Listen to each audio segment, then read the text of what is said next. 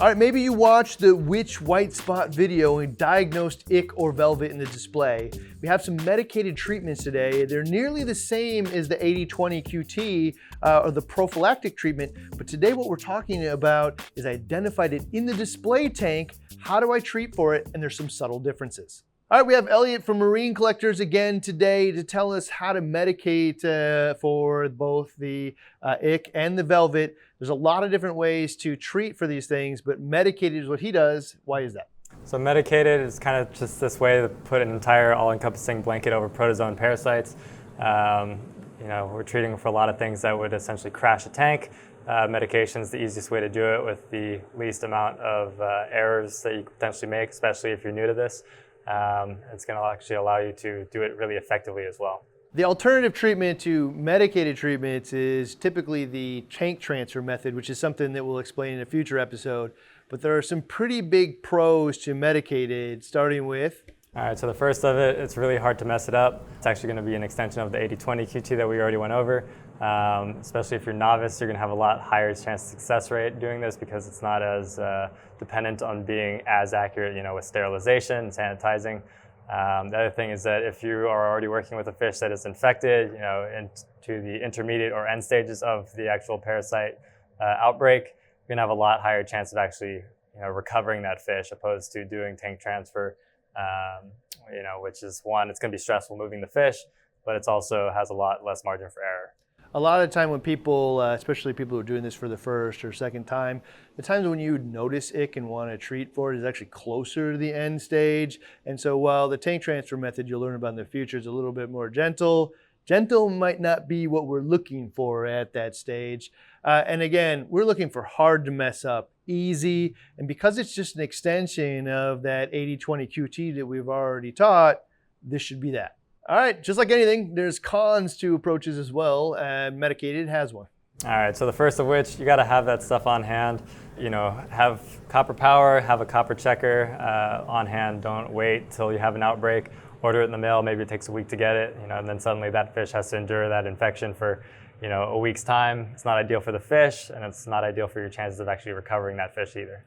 The copper checker is just because accuracy counts when you're using medications, but there are a lot of different coppers out there. Why copper power over the rest? Yeah, so copper power is just what we use at the Marine Collectors warehouse. I know it to work and I know what concentrations it's safe at. Chelated copper sulfate is what copper power is, and it's actually a lot more forgiving to fish. It's a lot more user-friendly. That way, if you are a novice to doing this, it's a little bit more forgiving just in case you mess up a little bit.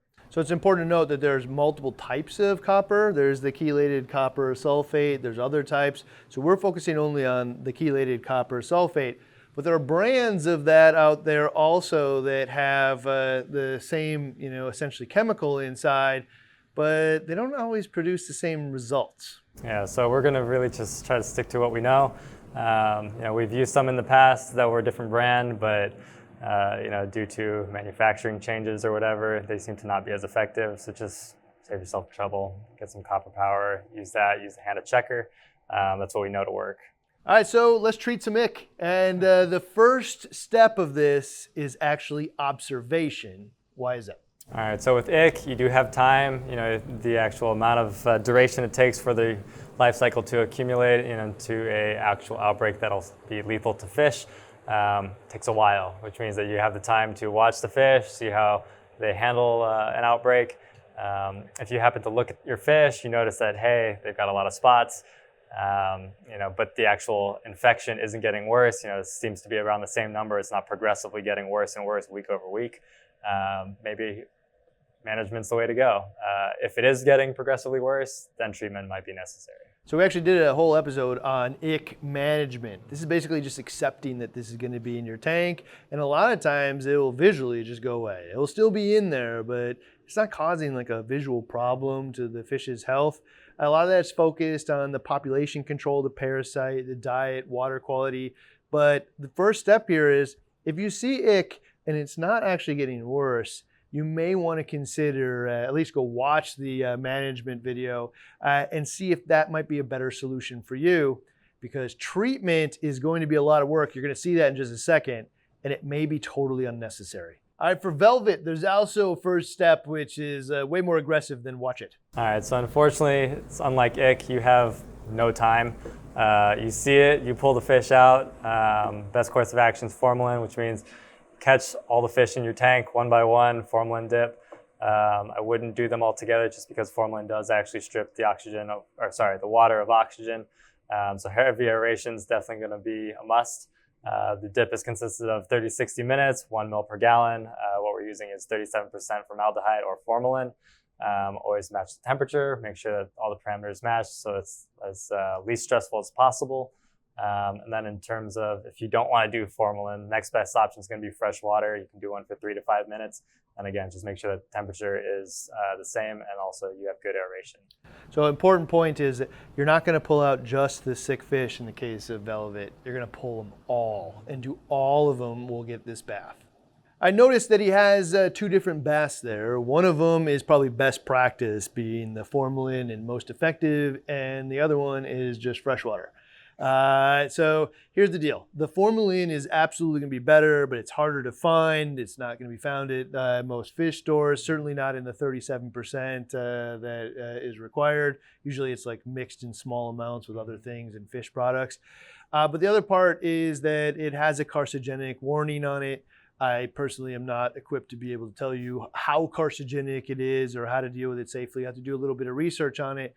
But to be frank, it's not the kind of thing that I would like to keep around my house, around my kids and pets and stuff. But there is another emerging option out there which might actually fit the gap in between these 2 things, which is hydrogen peroxide.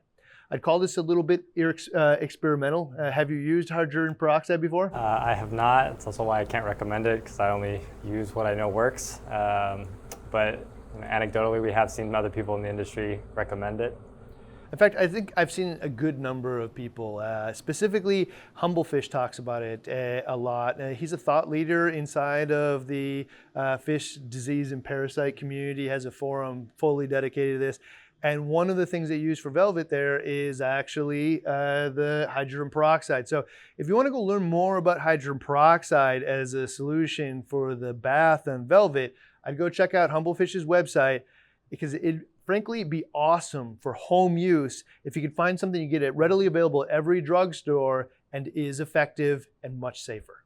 All right, past step 1, which is observation or do that bath because you think it's velvet. Everything else is now the same for velvet and ick, and it starts with following the 80-20 QT. The method is the same. Go watch that, but basically what is it? Basically what we're doing is we've got pre-medicated water that we're doing water changes every 3 days. Basically what we're going to do is just run out the clock. As soon as you don't see symptoms of the parasites on the fish anymore, count the clock. 14 days from then, no symptoms for consecutive 14 days, and you're done. Yeah, so the difference between this one doing like proactively trying to avoid it is I didn't see signs of ick, and that's why I did the quarantine. In this case, we're seeing an actual sign of ick on the fish. So the clock again starts not when we start the treatment, but when the last time that we see ick or velvet on the fish, 14 days from then. If you can do a handful of water changes and add copper to a bin, anybody can do this and be successful. All right, there are a couple deviations from the 80-20 QT when we're actually going to treat for it, starting with we're going to run the water a bit cooler. What is that and why? All right, so we're actually going to be shooting for 70, 72 degrees. The reason why is colder water holds a lot more dissolved oxygen. It's going to slow bad things down. It's going to reduce energy burn, but the most important thing is it's going to reduce the chance for secondary bacterial infections. Just like in the 80-20, we are going to be running Nitrofurazone, but if you already have a fish that is end stage, it's covered, completely coated in parasites. What you can basically envision is that you have a bunch of parasites penetrating the epithelial layer.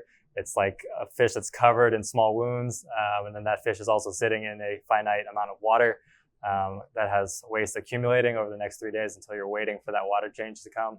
And basically what we want to do is prevent that as much as possible so that the fish can actually outrun the parasite's life cycle of the feeding stage. That way we can actually get to the point where that fish can handle the treatment a lot better. More or less, bad things that happen much slower. We increase the oxygen, which helps the fish. We reduce that energy burn. The fish is a little bit more docile.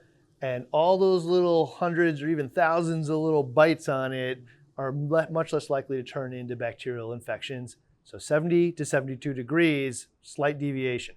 Another deviation from the 80-20 prophylactic treatment, which is 14 days, we mentioned this earlier, this one's gonna be a little bit longer. Why is that? All right, so what we're looking for is 14 days clean or 14 days without symptoms, and that's a consecutive 14 days. So if you've got a fish that, it's been in quarantine for 3 days, but it's had signs of parasites for that entire time, you haven't started that 14-day clock. The 14-day clock starts from the last day that you saw symptoms. So if it took 5 days to get them all off of there where you can't see them anymore, it's now a 19-day cycle instead of 14.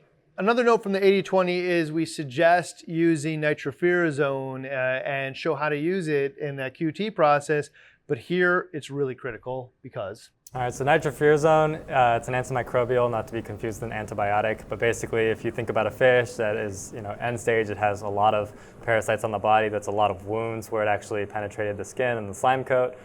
Basically what we're trying to do is prevent all of those sites of entry from being infected and keep them clean, so that way the fish can recover a lot better.